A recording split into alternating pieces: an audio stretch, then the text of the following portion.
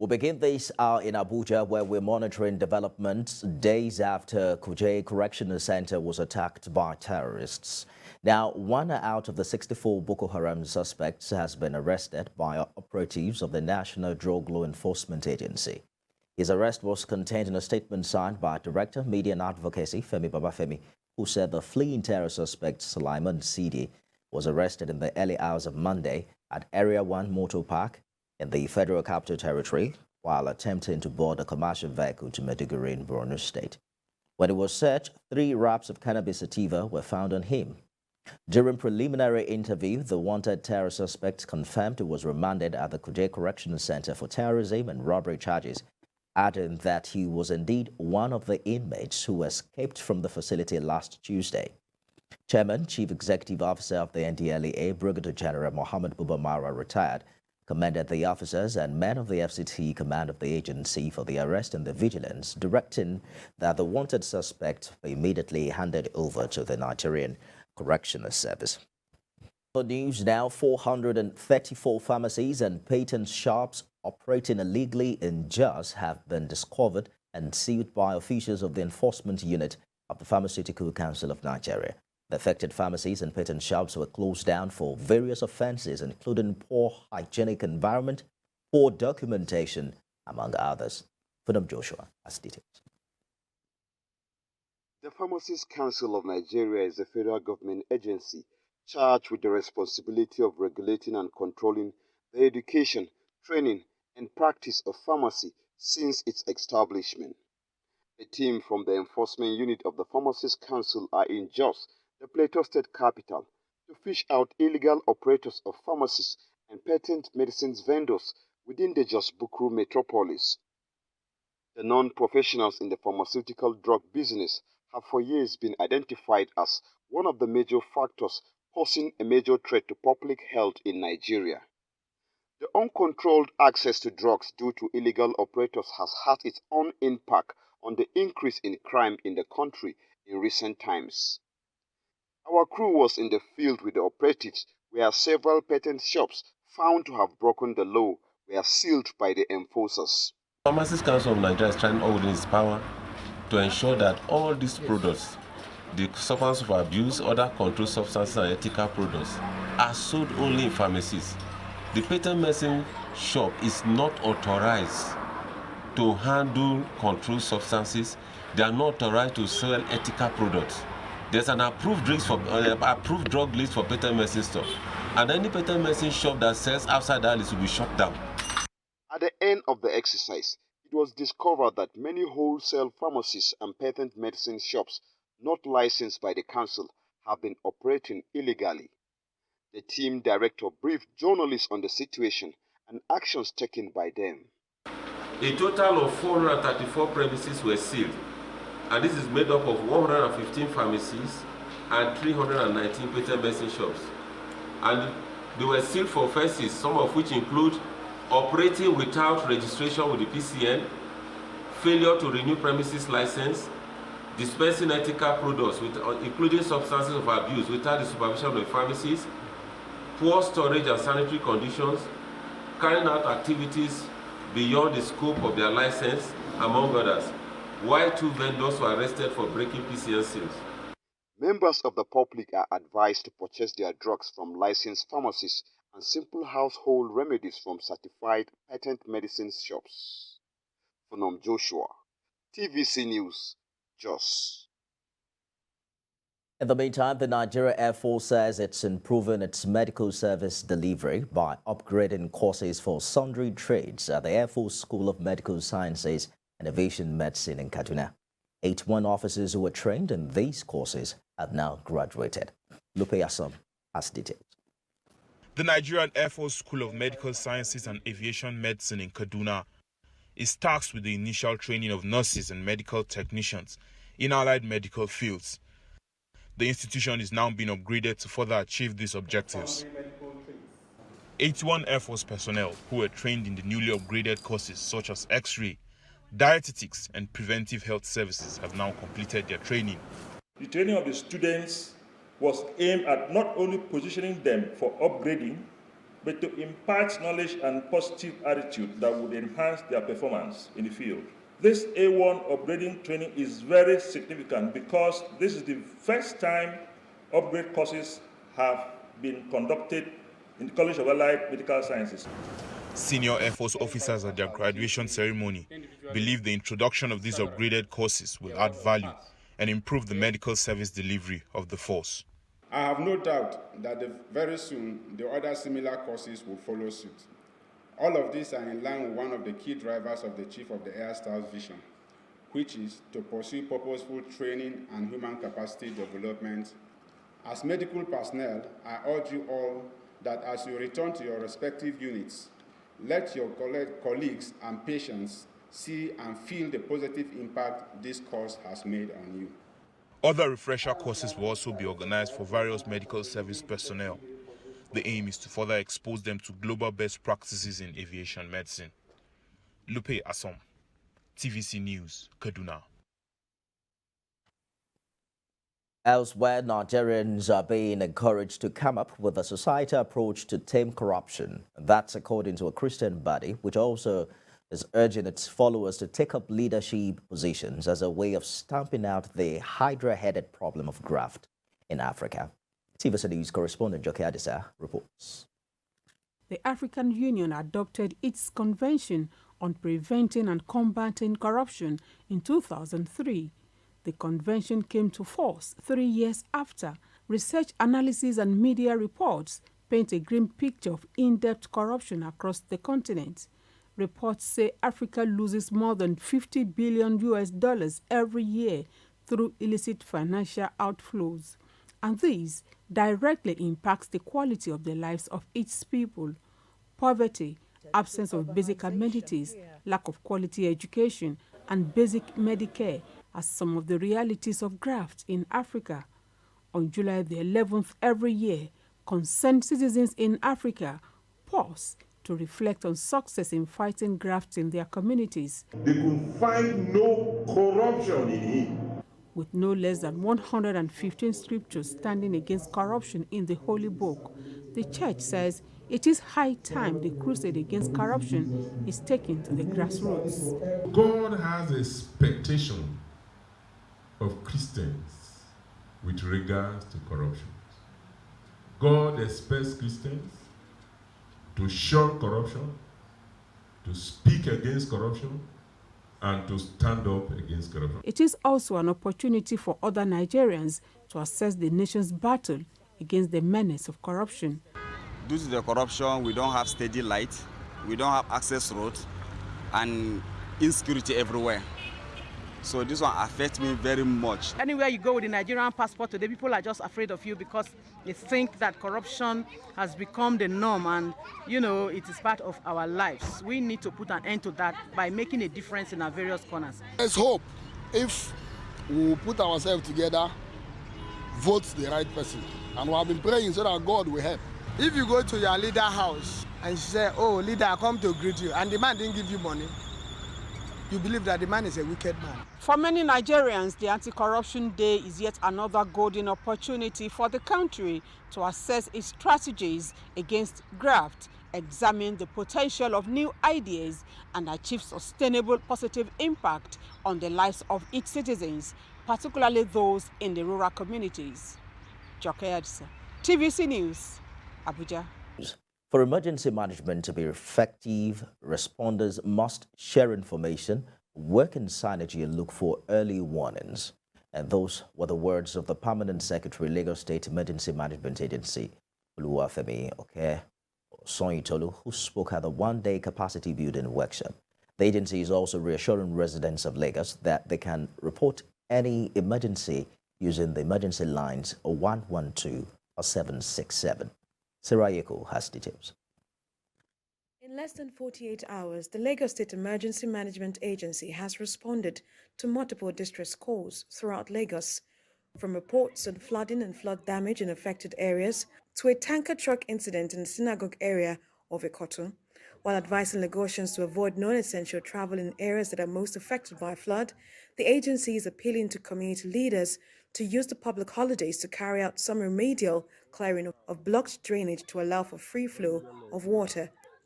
To this end, the agency is engaging security operatives and emergency responders at this one-day workshop in Lagos. Anything that's life-threatening issues, you must address it holistically. And this meeting is called on us to fine-tune our modus of operandi. One, believe me, I say it loud and clear, intelligence gathering, early warning is the key in emergency management, is the gateway. It further emphasized that if any of the responders, including residents, have information and it is not shared, such information can be considered useless. Appealing to the good people of Lagos State that inasmuch that we are doing our bits, inasmuch that we are focused, inasmuch that we abide with the rules and regulations put in place by Mr. Governor, Mr. Babajide Olushola Sanwo-Olu, we are ready on our own part. The citizens should do their own part. With rising case of insecurity, stakeholders are advising residents in Lagos to be vigilant, conduct census in their neighborhoods, and raise alarm to help security agencies apprehend criminals or persons disrupting the peace of the state. The situation of the country today, there are issues of kidnapping, issues of bandits, issues of miscreants, traffic robbers, and all of that. We should be aware of any vehicle we are entering, and we should tell our people, our family, wherever we are going, we should let them know. And we should let them know when we get there. We should also tell them when we are coming back. The agency wants residents to report incidents within their area to government agencies using the emergency numbers in Lagos State. Sarah Ayeku, TVC News, Lagos. And now to politics. Presidential candidate of the All Progressives Congress, Asiwaju Bola Tinubu, has finally picked former governor of Borno State, Senator Kashim Shettima, as a substantive running mate for the 2023 presidential election. Asiwaju Tinubu made this announcement while addressing journalists after meeting with President Buhari in Daura, Katsina State. Olawakon was there. Asiwaju Bola Tinubu arrived in Katsina State to pay Salah homage to President Muhammadu Buhari in his hometown in Daura. He is received by Governor Aminu Masari and other chieftains of the party in the state. They moved straight to Daura, where President Muhammadu Buhari received the APC Presidential Candidate and his entourage, comprising Senator Olamilekan Solomon, James Faleke, Minister of Youth and Sport, Sunday Dare, and other party chieftains. After the closed-door meeting, Asiwaju Tinubu publicly laid to rest the question of his substantive running mate as he picked former governor of Borno State, Kashim Shettima, while the placeholder, Kabiru Masari's withdrawal, was mentioned. The only one that was in place as a replacement withdrew today, and there'll be already an announcement to replace him fully with a substantive, a substantive one. Kashim Shettima. I have not discussed with him. I've disclosed it to you. Since I've disclosed it to the president, he competent, capable, reliable, and able. Asiwaju Tinubu is optimistic that APC will win in the 2023 presidential election. Inshallah, we're going to win. Why are you so confident? Because we are a progressive party. We have the focus on Nigerian problems. We face the challenge squarely. We are not running away from it. We have a better program for the people and about the people and ready to serve. He moved from there to the palace of the Emir of Daura, Alhaji Farouk Umar Farouk. The All Progressives Congress is now saddled with the task of ensuring that the Tinubu-Shettima ticket becomes a victory come 2023 presidential election. Ola Awakan, TVC News, Katsina. To walk us through this political development, let's talk to coordinator of Swagger, Senator Odayo Adeyeye, who joins me live from our Abuja studio. The APC presidential candidate now has a substantive running mate. It took a while.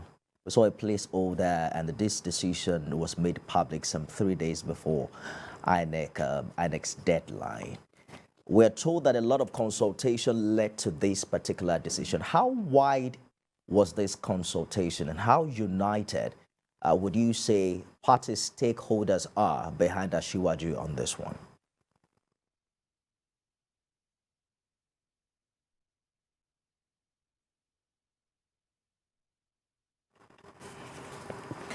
Senator Adeyeye. Hello? Well, I believe that Asiwaju consulted widely before making his choice. He had to make an initial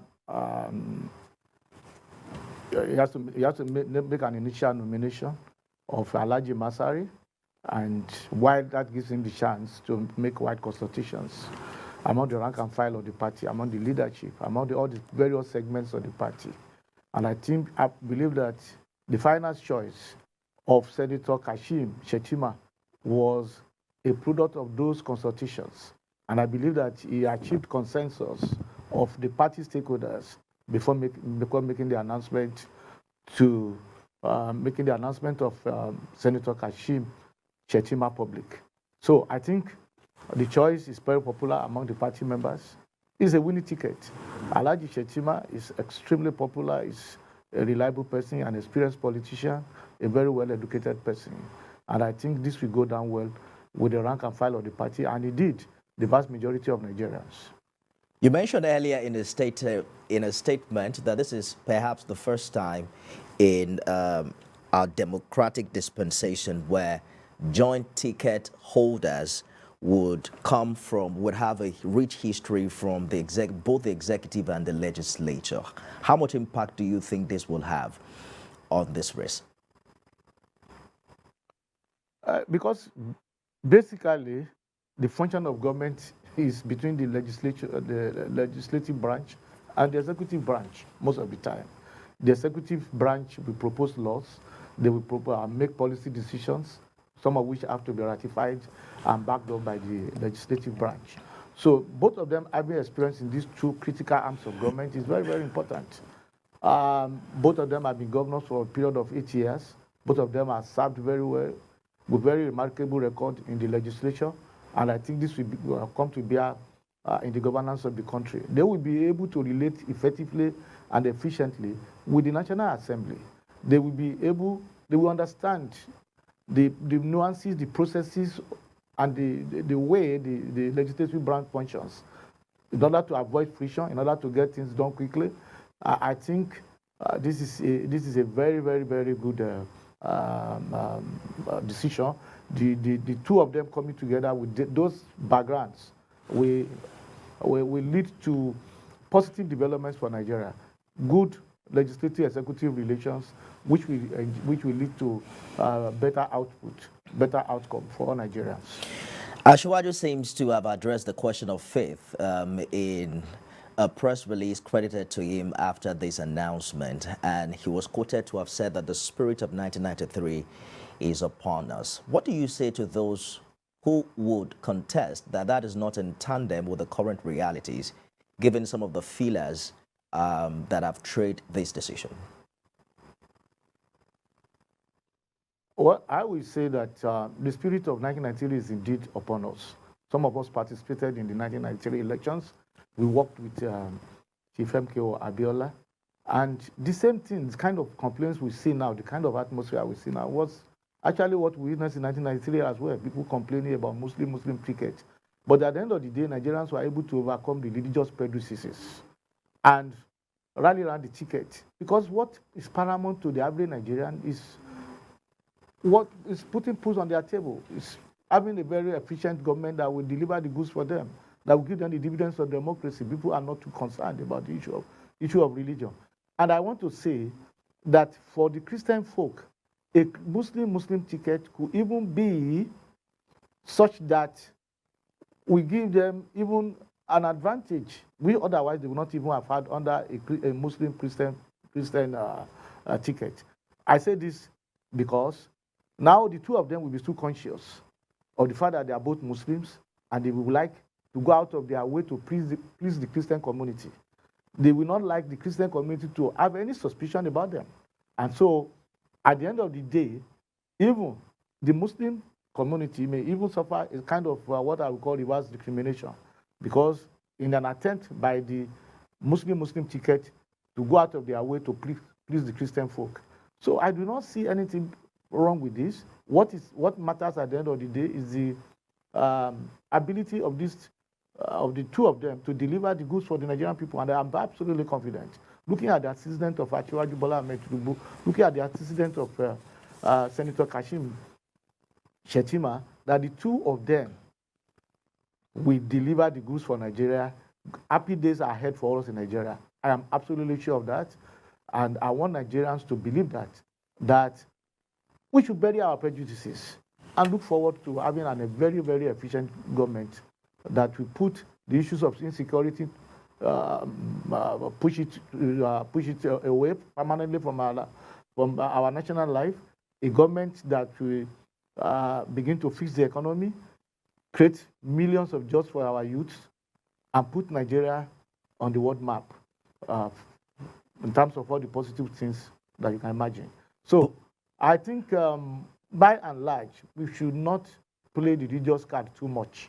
We should not play the religious card too much. And I'm happy about the record of the two of them. Asiwaju Bola Ahmed Tinubu was governor in Lagos State for 8 years, and we never heard of any religious crisis. As a matter of fact, the Christian community, from what I've heard from some of the top pastors, had a very good time at that point in time. And they continue, and Lagos continue to offer continue to offer a level playing field for all religious groups in Nigeria.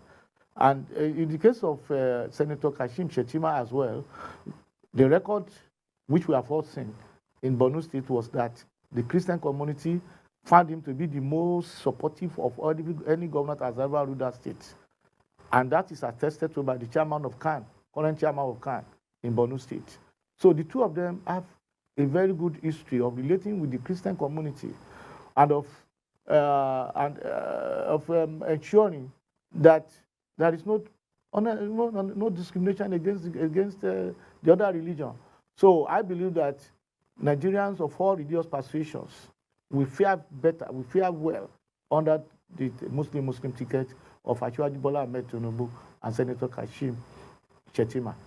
Quickly talk to us about the electoral value you see Senator Shettima bringing to the table, particularly from the Northeast, where the PDP candidate is also from. Borno State has the highest votes in the Northeast. In the last election, what I read today, Senator Kashim Shettima scored about 900,000 votes to the 71 that his opponent scored. I mean, that's about 96 or 97% of the votes coming to him. So I believe that with him now on that ticket and with the superlative performance of his successor, Governor Sulom, they will deliver almost 99% of the votes for Asiwaju Bola Ahmed Tinubu in Borno State. And because that side of the country has neither produced the president nor the vice president before, they will go all out to ensure that they give maximum vote to Asiwaju Bola Ahmed Tinubu and Senator Kashim Shettima. So it has great electoral value. And I want to also assure you that for those who care so much about religion, and a lot of people care so much about religion, particularly in the northern part of the country, they will be well at home with a Kashim be on the ticket, both in the northwest and in the northeast. It's a good place to leave it, Senator Adeyeye. And we'll see how all of these factors you have highlighted play out in the coming days and coming months ahead of the election. Swagger Coordinator, Senator Adeyeye, live for us in Abuja. Thank you for talking to us tonight. Thank you very much for having me. And ahead the July 16 governorship election in Osun State, political candidates and their parties will sign a peace accord to enable a smooth conduct of electoral activities. In a statement, chairman of the committee and former head of state, General Abdulsalam Abubakar, retired, stated this as He called on the Independent National Electoral Commission, as well as all stakeholders, to consolidate on the success of the recently held Ekiti State governorship election. He equally appealed to the electorate to come out en masse, exercising their civic rights to vote without fear of violence, and also expressed concern over the growing trend of vote buying. The National Peace Committee further called on all stakeholders in the traditional institutions, the media and civil society to be alert to their responsibilities. Now, the Dell Creative Academy in Lagos has graduated more than 50 new talents who have passed through intense training for the entertainment and creative industry. The academy showcased short films and content, among others, during the event in Lagos. Senior correspondent Shari Jassa reports. It's the graduation ceremony and exhibition of talents who have passed through intense training at the Dell Creative Academy, Lagos. According to the Chief Executive Officer and founder of the Academy, Linus Idahosa, training of new talent is essential in changing the narrative in employment generation in the country. Idahosa explained that with both public and private support, boosting the creative industry is all that is required to create jobs for many unemployed youths. So Africa's share in the global trade for creative products right now is still less than 2%. And that is an aberration.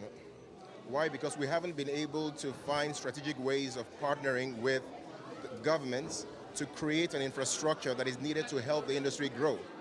So Nigeria needs to begin to play in that game. And the way to do that is for us to begin to pay attention to what is going on here. Find a way of identifying some of these skilled people from across the country and help guide them in a way that they can begin to make a commercial success out of their creative products. Other officers of the institute said the training which the students experience in the course of learning is aimed at developing technical skills in storytelling. I think that young creatives should come to Dell Creative Academy to enhance their skill level. I think within the industry that you now have in front of you, it's going to take a little more than just talent. It's going to take some skill. So I think coming here applies a lot of skill to what's already a talented pool of filmmakers. It's an opportunity where you're able to impact whatever you know, whatever you have into the student and expect them to replicate all this information when they leave. So it's usually and always an amazing experience having students and to teach them and to also to impact, the knowledge that we have into them. The excited graduates spoke on their experience and what the industry should expect from them. Projects that will change the narrative. I mean, that's why we came, that's why we're here. So the idea is to take what we've learned here and take it into the real world and then show, what stands us out from, the rest of Nollywood. So we're here to change the narrative. Amazing, in one word, actually. My journey here it has unleashed a whole lot in me.